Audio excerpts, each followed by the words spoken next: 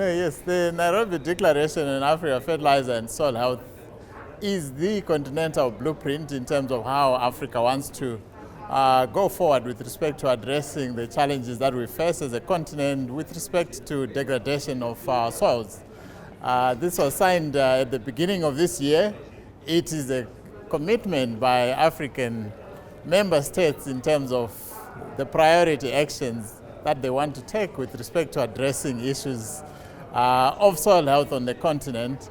You know, the declaration endorsed a 10-year action plan that outlines the critical interventions that need to be taken with respect to policy, with respect to markets, with respect to building the capacities that countries need to address issues around soil health.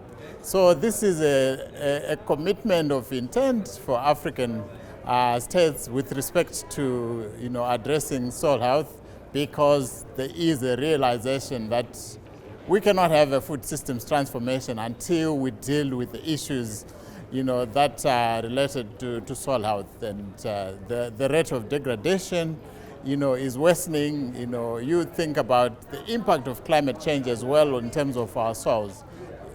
Climate change is actually accelerating the rate of degradation. So it has become super critical and urgent for us to address issues related to soil health.